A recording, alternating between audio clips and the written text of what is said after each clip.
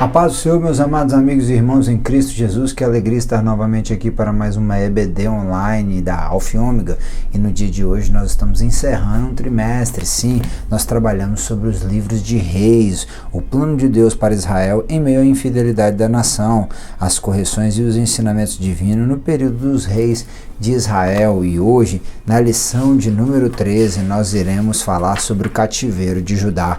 O texto áureo diz em 2 Crônicas 36 que, porém, zombaram dos mensageiros de Deus e desprezaram as suas palavras e escarneceram dos seus profetas, até que o furor do Senhor subiu tanto contra este povo que mais nenhum remédio houve. Bem, nós vimos durante todo esse período que a apostasia reinou. Sim, é até um termo estranho, mas é o que é mais cabível. Reinou no meio dos reinos de Judá e de Israel. Sim, a apostasia dos seus líderes, a apostasia do povo, que entrou por um caminho de grande idolatria, de modo que agora nós vamos ver que não somente a nação de Israel, mas também Judá, também Jerusalém, havia desagradado ao Senhor e iria agora ser levado. Depois que Israel foi levado ao cativeiro da Assíria, Jerusalém, bem como Judá, seria levado ao cativeiro babilônico. A verdade prática nos diz que todo ser humano se torna cativo de suas escolhas e da consequência delas. No livro de Romanos, Paulo fala sobre isso, que o homem ele é escravo dos seus pecados, ele é escravo das suas atitudes, das suas escolhas, poderíamos conjecturar assim. O texto da leitura bíblica em classe vai aparecer aí na sua tela, mas tenha perto de ti uma Bíblia Sagrada, uma referência, para você estar sempre pesquisando e podendo ler. Nós lemos o texto para que fique mais fácil para aqueles que estão no ambiente de trabalho, no ônibus ou em qualquer outro lugar que não possa ter acesso ao texto da Bíblia ou da revista para poder acompanhar. Por isso nós fazemos questão. É uma leitura que está em 2 Reis 24, também no capítulo de número 25, alguns versículos. Acompanha aí comigo, para que nós possamos assim compartilhar desse contexto final, aonde nós vamos ter o profeta Jeremias com uma participação grandiosa. Tinha Zedequias 21 anos de idade quando começou a reinar, e reinou 11 anos em Jerusalém. E era o nome de sua mãe, Hamutal, filha de Jeremias de Libna. E fez o que era mal aos olhos do Senhor, conforme tudo quanto fizera Jeoaquim. Pois assim sucedeu por causa da ira do Senhor contra Jerusalém e contra Judá, até os rejeitar de diante da sua face. E Zedequias se revoltou contra o rei da Babilônia. Agora o capítulo de número 25 de 2 Reis, o versículo 1 diz: Sucedeu que no 9º ano do reinado de Zedequias, no mês 10º, aos 10 do mês, Nabucodonosor, rei da Babilônia, veio contra Jerusalém, ele e todo o seu exército, e se acamparam contra ela, e levantaram contra ela tranqueiras em redor, ou trincheiras, e a cidade foi sitiada, até que no 10º ano do rei de Zedequias, 2 anos depois, 2 anos e pouco depois, aos 9 dias do 4º mês, quando a cidade se via apertada da fome, nem havia pão para o povo da terra, então a cidade foi arrombada, e todos os homens de guerra fugiram de noite pelo caminho da porta que está entre os 2 muros junto ao jardim do rei, porque os caldeus estavam contra a cidade em redor, e o rei se foi pelo caminho da campina. Porém o exército dos caldeus o perseguiu, o rei o alcançou na campina de Jericó, e todo o seu exército se dispersou. E tomaram o rei e o fizeram subir ao rei de Babilônia, a Ribla, e procederam contra ele.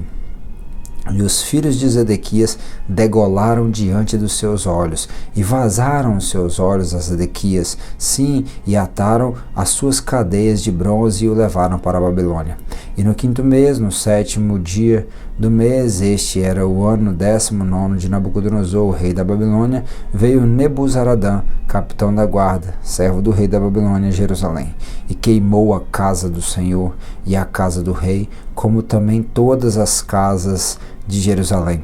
Todas as casas das grandes igualmente queimou. E todo o exército dos caldeus que estava com o capitão da guarda derribou os muros em redor de Jerusalém. Veja bem, que tristeza, que angústia, que aflição. A cidade de Davi, a cidade fortificada, a cidade do Messias, a cidade do Senhor, agora viria a ser destruída. Não só isso, a casa que Salomão, 300 e poucos anos antes, havia consagrado a Deus, essa casa que o Senhor falou que ali o povo buscaria, o chamaria pelo seu nome e ele se manifestaria naquele lugar, essa casa também seria destruída.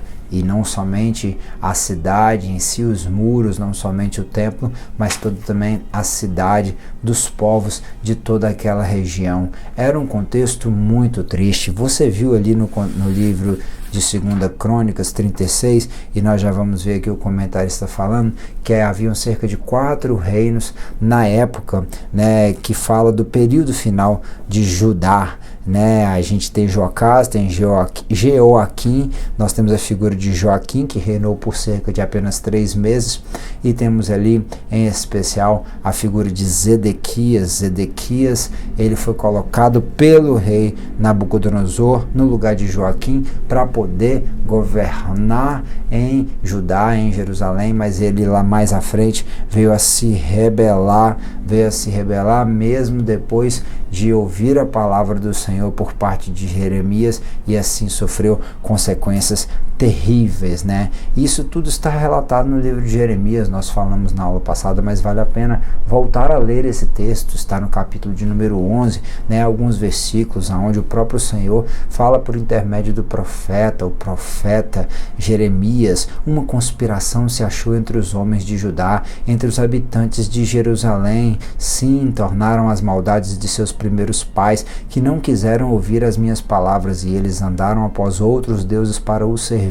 A causa de Israel está, e a casa de Judá quebraram a minha aliança que tinha feito com os seus pais. Portanto, assim diz o Senhor: eis que trarei mal sobre eles, de que não poderão escapar, e clamarão a mim, mas eu não os ouvirei. Então irão as cidades de Judá e os habitantes de Jerusalém, e clamarão aos deuses a quem eles queimaram incenso. Estes, porém, de nenhum modo os livrarão no tempo do seu mal, no dia da sua angústia, no dia da aflição. E de fato, como o Senhor falou, aconteceu.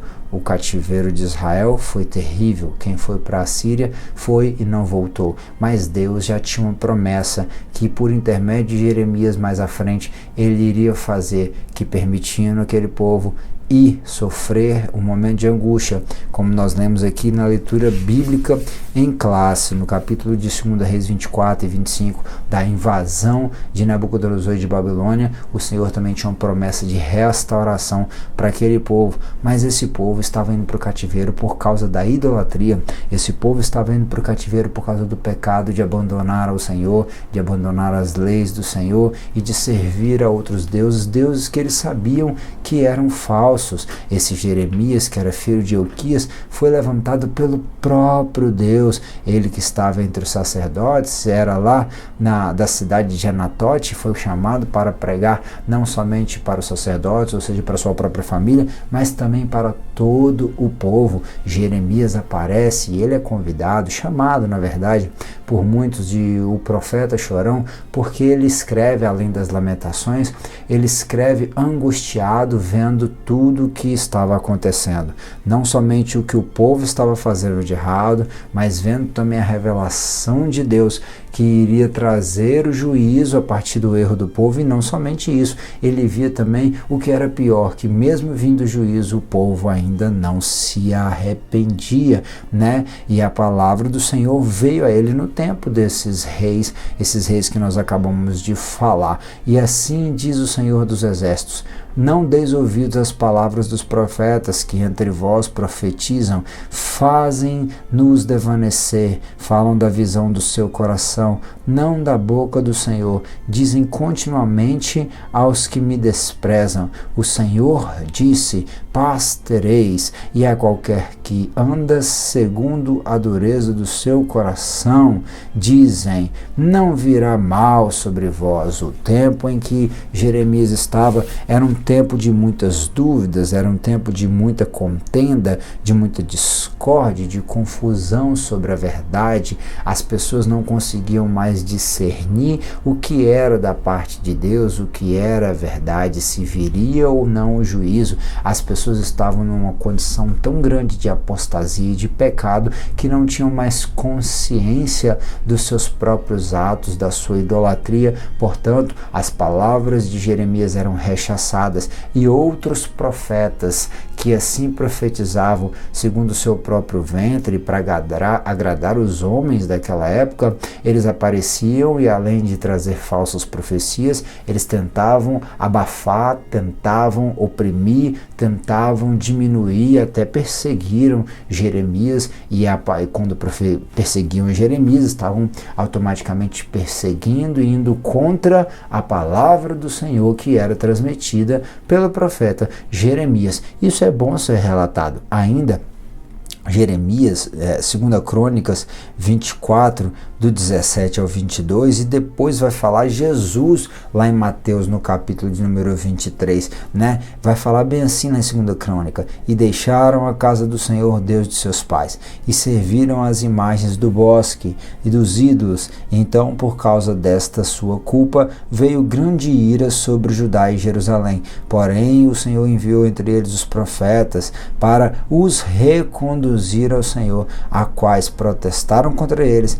mas eles não deram ouvidos, né? Aí vai continuar o texto falando de Zacarias e Jesus, lá em Mateus 23, vai falar que Deus, por amor, enviava os seus profetas para profetizar contra aquele povo, contra aquele pecado do povo, e o povo ainda assim não aceitava, chegavam até a matar os profetas, como fizeram, né, com Zacarias, filho de Baraquias, lá, ó, porque sobre vós caia todo o sangue do justo que foi derramado sobre a terra, desde o sangue de Abel, o justo, até o sangue de Zacarias, filho de Baraquias, que mataste entre o santuário e o altar. Mataram o profeta entre o santuário e o altar, dentro do templo do Senhor. Era como se tentassem, dentro do templo do Senhor, matar a verdade. Infelizmente, nós vivemos num tempo que não é muito diferente do tempo de Jeremias. Há muita confusão, há muitas meias verdades,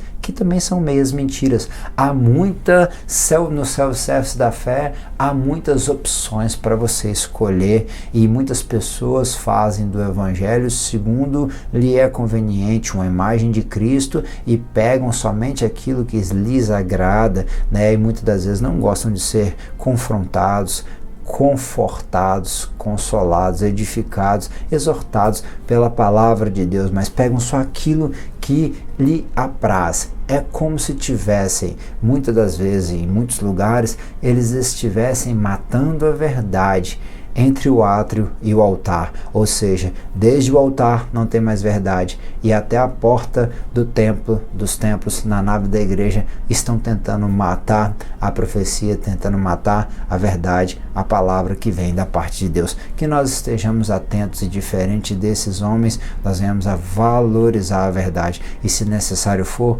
como Jeremias, chorar vendo o pecado do povo, chorar vendo e entendendo a revelação do que Deus há de fazer, e chorar, continuar chorando, pranteando, porque o que planta com lágrima há de colher com alegria. Chorar, sim, quando nós vemos que mesmo o povo ouvindo a palavra do Senhor, eles não querem mudar. Nós precisamos continuar derramando as nossas lágrimas aos pés da cruz do Calvário.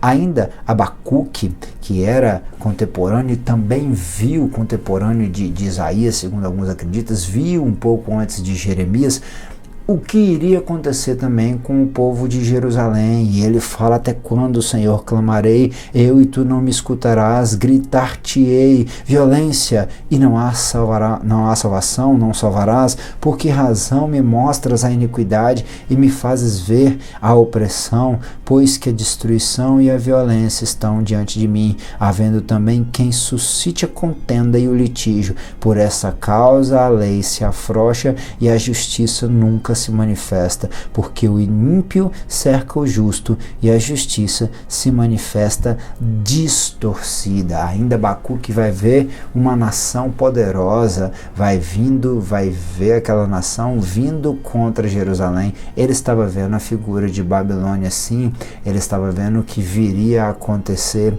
a Jerusalém e a Judá. Ainda aos Hebreus vai falar que ninguém seja devasso, profano, como Esaú, que assim, por uma refeição, vendeu o seu direito de primogenitura, porque bem sabeis que, querendo ele ainda depois herdar a bênção, foi rejeitado. Olha, veja bem que o escritor aos Hebreus, no capítulo de número 12, ele está lembrando que não somente Esaú, mas trazendo dentro do contexto do que nós estamos estudando, a nação de Israel desprezou o poder de ser chamado o povo eleito, mas nós também precisamos tomar muito cuidado para, diante de questões das mais corriqueiras no cotidiano de nossas vidas, nós não desprezarmos o direito de sermos chamados filhos de Deus, nação santa, geração eleita, sacerdócio real, um povo que foi adquirido para anunciar aquele que nos tirou das trevas para a sua maravilhosa luz. Que o Senhor nos ajude. O livro de Jeremias mostra as muitas apostasias. Sim, o livro de Reis e de Crônicas vai falar dessas apostasias dos reis de Israel e todo pecado, toda idolatria. Que o Senhor nos livre da apostasia e que nós não venhamos a fazer parte da grande maioria, que Jesus em Mateus 24:12 disse que nos últimos dias, por aumentar a iniquidade, o amor de muitos esfriaria, mas antes que ele venha nos fazer como um remanescente, um grupo pequeno que não se corrompe, e que nós venhamos a ser fiéis, fiéis até a morte, fiéis até o fim, e assim perseverarmos na verdade, perseverarmos na palavra. Diante dessa situação, nós vamos ver a figura de Zedequias. Zedequias havia sido empossado por Nabucodonosor, porque Nabucodonosor vem e ele faz ali o cerco, e ele agora toma posse, do governo de Judá, empossa Zedequias, que iria ficar ali pagando tributos e tal, leva alguns vasos para Babilônia, para servir lá nos seus templos, e ele começa a ir algumas pessoas para a Babilônia. Alguns historiadores acreditam que é nessa primeira safra que vão para lá Daniel, Ananias, Azarias, Misael, que foram chamados de Sadraque, Mesaque e Abednego. Depois, numa segunda remessa, vão alguns profetas, como foi a figura de Ezequiel, e outros nobres, e ficam os mais pobres na cidade de Jerusalém. Bem, Zedequias ele é colocado para reinar na cidade de Jerusalém para a Babilônia, e ali há um conflito interno, e Zedequias ele chega a chamar Jeremias, que vivenciou não só a parte da profecia de que Babilônia viria, mas pregou enquanto Babilônia estava governando, e pregou também sobre a destruição e até mesmo sobre depois da destruição de Jerusalém, quando o povo decide descer para o Egito. E ali nós vamos ver que Zedequias mandou chamar Jeremias na sua presença, e pede para que Jeremias trouxesse a palavra do Senhor para ele. E ali Jeremias fala: se eu te falar, se eu te declarar, você não vai me matar? E se eu te aconselhar, você vai me ouvir? Eu estou falando, vocês não estão valorizando, Então jurou Zedequias a Jeremias em segredo, dizendo, vive o Senhor que nos fez esta alma, que não te matarei nem te entregarei na mão desses homens que procuram a tua morte. Porque Jeremias passou muitas aflições, Jeremias passou muitas angústias, Jeremias foi perseguido, Jeremias foi agredido, Jeremias ficou preso na casa do átrio, Jeremias foi jogado na cisterna. Em certo momento, no capítulo de número 20, nós vamos ver que Jeremias está preso, e ali ele, meditando na sua angústia, depois de ser zombado pelas crianças, humilhado durante todo um dia, de uma noite, agora ele fala: Senhor, tu me iludiste, iludido fiquei. Sim, a angústia do profeta era tão grande, e ele pensa em parar, até que ele venha trazer aquela célebre palavra, onde ele diz que quando eu pensava em parar, ardeu mais um fogo em meus ossos, e ele percebeu que doeria muito mais não fazer do que fazer a vontade do Senhor. Jeremias sofreu muitas angústias, muitas aflições, perseguição e ameaças de morte, e que Zedequias está prometendo que não iria entregar Jeremias na mão daqueles que queriam o matar. Sim, então Jeremias vai abrir a sua boca, vai compartilhar a palavra do Senhor. Assim diz o Senhor, o Deus dos exércitos, o Deus de Israel: se voluntariamente saíres aos príncipes do rei de Babilônia, então viverá a tua alma, e essa cidade não se queimará a fogo, e viverá tu e a tua casa. Mas se não saíres aos príncipes dos reis de Babilônia, ou seja, se você não obedecer a eles, né, então será entregue essa cidade na mão dos caldeus, queimá-la-ão a fogo, tu não escapará da mão deles. E disse o rei Zedequias, ainda lá, eu receio os judeus, né, não fique com medo dos judeus, não te entregarão, ouve, eu te peço, a voz do Senhor, conforme a qual eu te falo, e bem acontecerá contigo, bem te irá,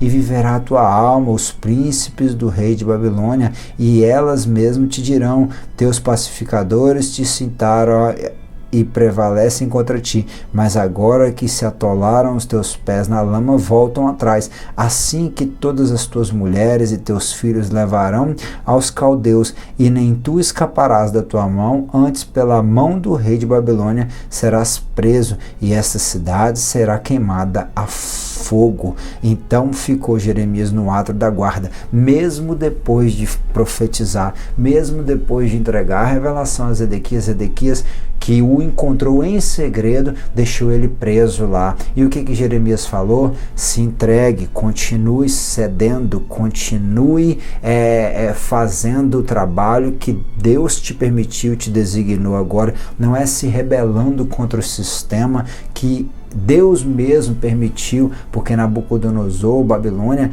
era uma investida do juízo de Deus por conta da idolatria e do pecado do povo de Judá, de Jerusalém. Então aquilo era um juízo da parte do Senhor. Então Deus estava naquele negócio. Zedequias deveria se submeter ao governo de Nabucodonosor, senão os seus filhos, as suas mulheres seriam levados à Babilônia, e ele mesmo também seria levado, e assim iria sofrer, bem como a cidade que iria ser queimada. Mas Zedequias, ele não quis se submeter. Zedequias foi orgulhoso e tentou fugir. Olha só, veja bem, ele tentou fugir. Nós vamos ver o contexto aqui, onde Zedequias tenta fugir, no caminho para Jericó, ele tenta fugir de madrugada. É triste quando a liderança abandona o seu povo. Na hora do vamos ver, tentou fugir, mas foi preso. Sim, seus filhos foram levados, degolados e mortos na sua frente, e ele ainda teve os seus olhos furados. Que coisa mais triste quando o rei, quando o líder, ele perde a visão espiritual. Que o Senhor tenha misericórdia de mim, que o Senhor tenha misericórdia de ti. No ano 9 de Zedequias, rei de Judá, no 10º mês, veio Nabucodonosor, rei de Babilônia, e todo o seu exército contra Jerusalém, e a cercaram. Antes de Zedequias sofrer isso que eu acabei de falar, antes de Nabucodonosor de verdade invadir, houve um cerco, e cercando impedia de chegar a água, impedindo de chegar aos viveres. Então assim, tudo aquilo que o povo de Jerusalém tinha guardado foi acabando, gerando uma fome, uma angústia, a ponto de as próprias mulheres passarem os seus filhos no fogo, e assim comerem e distribuírem os seus filhos que foram cozinhados, preparados, para que o povo não morresse de fome. Olha que coisa angustiosa, as mulheres estavam comendo seus próprios filhos, e isso era terrível diante do grande pecado que Israel estava cometendo, ainda mais acrescentando esse de sacrificar os seus filhos para não morrer de fome. Uma coisa terrível estava acontecendo, né? E ali Jeremias ainda fala, não vos fieis em palavras falsas, dizendo templo, templo, templo do Senhor. O povo, Zedequias, estavam tão confiados que eles eram o povo de Deus e que nunca a Babilônia viria a destruir o templo, a casa, mas Deus estava falando por intermédio de Jeremias, Deus havia falado por intermédio de Isaías, Deus havia falado por intermédio de Abacuque, e agora ele iria cumprir, e assim foi. E Zedequias, por conta da sua rebelião, foi levada para Babilônia, viu seus filhos morrer e veio a ficar cego. Deus, ele cumpre as suas promessas. Deus, ele não se deixa escarnecer. O que o homem plantar, isso ele colherá. Mas nós vemos também no livro de Lamentações que o nosso Deus, que é justo, também é santo e não aceita a idolatria, não aceita essa prostituição espiritual que Israel estava fazendo, que Judá também estava fazendo. O nosso Deus, ele também é misericordioso e ele tem pensamentos de paz para nós. O próprio Jeremias fala que haveria pensamentos de paz eu conheço o teu futuro. Deus falando por intermédio de Jeremias. Sim, lá no livro de Lamentações, o capítulo 3, mesmo depois de ver toda aquela angústia, toda aquela aflição que o povo estava sujeito, né, nós vamos ver no versículo 22, as misericórdias do Senhor são a causa de nós não sermos consumidos, porque as suas misericórdias não têm fim, novas são a cada manhã. Isso é um exemplo, né, de Cristo em nós, porque nós em Cristo alcançamos a misericórdia de Deus e Ele é a esperança da glória. Pelo seu sacrifício, nós que vivemos para Cristo, morremos para nós, se sofremos com Ele, um dia seremos ressuscitados junto com Ele, como Ele também ressuscitou. Sim, a esperança da glória, Cristo em nós, Cristo em vós. Sim, as misericórdias manifestas na cruz do Calvário, porque mesmo numa situação desolada, mesmo no pecado, o Senhor Jesus nos amou, abrindo uma oportunidade de nós nos restaurarmos com o nosso Deus. Sim, lá em Lamentações 4 você vê esse contexto, como se escureceu o ouro, como se mudou o ouro puro e bom, como estão espalhadas as pedras do santuário sobre cada rua, as preciosas filhos de Sião, avaliados a ouro puro, como são agora reputados por vasos de barro, obra das mãos do oleiro. Até os chacais se abaixam o peito, dão de mamar aos seus filhos, mas a filha do meu povo tornou-se cruel como avestruzes do deserto. O chacal, vocês devem conhecer, é um animal cruel, é um animal que dá no deserto, é como se fosse um cachorro do mato, tem até uma certa proximidade com as hienas. Eles comem carniça, eles andam em bandos, eles atacam animais que estão para morrer. Assim também é a figura de Satanás, que muitas das vezes ele ataca quem está para morrer e se alimenta de quem está morto, mantendo ainda o mau cheiro, mantendo aquele contexto de um cadáver ali. Mas mesmo os chacais, eles dão de mamar para os seus filhotes, mas Jerusalém não. Jerusalém foi comparada a um avestruz do deserto, a filha do povo, a filha do meu povo. A terra prometida foi comparada ao avestruz do deserto. O avestruz, Jó fala sobre ela. Os líderes são como as avestruzes, eles não vão buscar lá fora, mas quando aparecem muitas das vezes e até mesmo querem entregar as suas vidas para Jesus, eles não conduzem a uma renúncia, a um arrependimento, eles não conduzem a um discipulado, não conduzem a descer as águas, não firmam aquelas almas em Cristo para que assim venha um dia morar no céu. As avestruzes são cruéis, elas não chocam os seus filhotes, come de qualquer coisa e não voa, mas nós precisamos ser como a cegonha, que tem asas largas e conseguem voar grandes distâncias, transpor até oceanos. Os campos missionários estão esperando. São mais de 3,7 bilhões de pessoas que nunca ouviram falar de Jesus. Sim, quase metade da população mundial nunca ouviu falar de Jesus. Nós precisamos fazer algo. Nós precisamos ser como a águia, voar mais alto e ter uma contemplação melhor da largura e da altura e do amor de Cristo. Assim como ele vê lá de cima, como águias, nós precisamos ver o que está acontecendo aqui embaixo para poder fazer o reino de Deus crescer. Sim, o povo de Israel, de Jerusalém, ali era comparado a avestruz do deserto. A língua do que mama fica pegada pela sede ao seu paladar. Os meninos pedem pão e ninguém lhe reparte. Eles não estavam preocupados nem com os seus filhos. Sim, a criança estava morrendo de sede, de fome, assim como era o avestruz que não cuidava dos seus filhotes. Por quê? Porque não se preocuparam em buscar obedecer ao Senhor.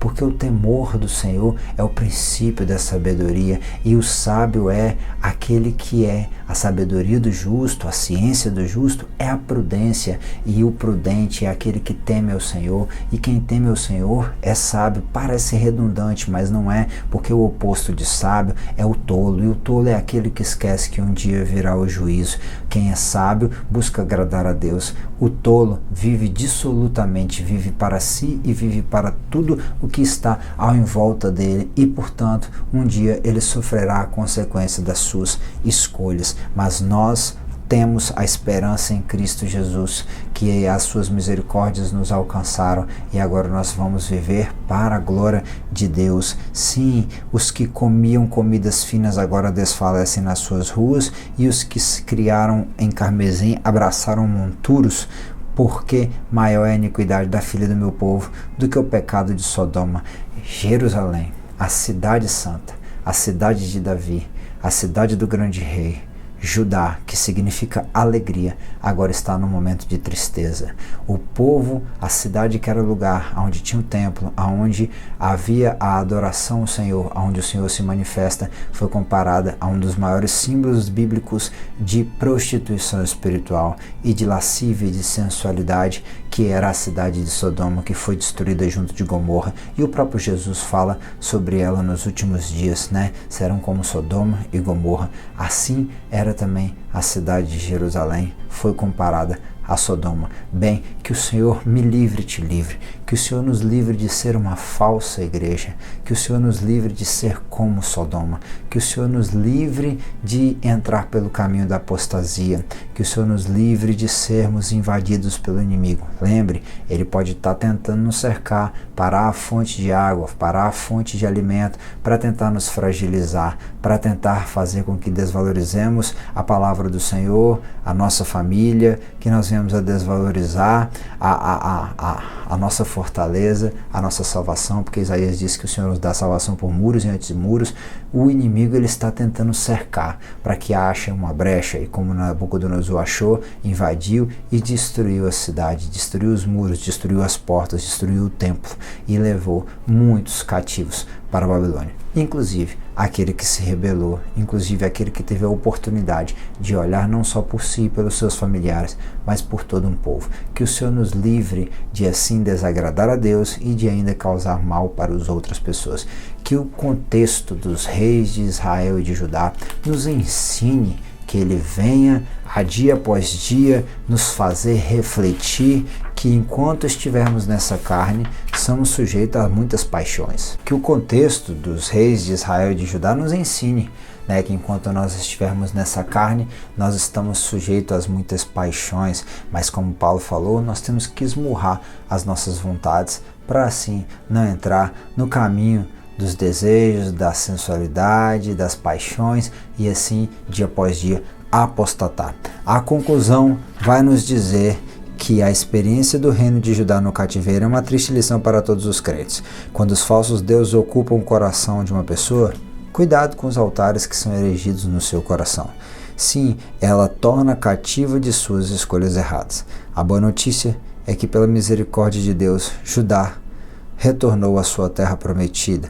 Deus ainda usa as suas misericórdias para com o seu povo. Elas não têm fim. São novas a cada manhã. De fato, Deus falou em Jeremias 29 que o povo iria voltar. Daniel orou no capítulo de número 9 e assim Deus mandou a resposta. Uma grande guerra foi travada, você sabe da história, mas o Senhor depois, como Isaías tinha falado, levantou Ciro e depois o povo voltou. Com a ajuda de Esdras, com a ajuda de Neemias, foi restaurado o templo e o Senhor voltou a ser adorado naquela terra, na terra que o Senhor tinha prometido para eles. O cativeiro babilônico ensinou muitas coisas. O povo começou a buscar mais a palavra lá na terra estranha. Foram criados sistemas de sinagoga e eles começaram a adorar a Deus e se voltar para Deus por conta do pecado. Que o Senhor nos ensine, em meio às dificuldades, a nos voltarmos cada dia mais para Ele e para a Sua palavra. Bem, nós ficamos por aqui com alegria, encerrando esse trimestre que teve muitas dificuldades, ficamos para trás com algumas aulas, tivemos problema no equipamento e Deus nos deu graça e nós pudemos encerrar mais um período de estudos na Escola Bíblica Dominical. Se você puder, curta, compartilhe se essa aula te ajudou, te edificou, para que outras pessoas também possam conhecer e prosseguir conhecendo no conhecimento do Senhor. Permitindo Deus, semana que vem a gente está de volta. Fique com o Senhor, que Ele te resplandeça sobre ti o teu rosto, que Ele tenha misericórdia de ti, que Ele te dê a paz. Que Deus em Cristo te abençoe, que você tenha aulas maravilhosas nas suas igrejas locais. A paz do Senhor. Tenha um bom final de semana.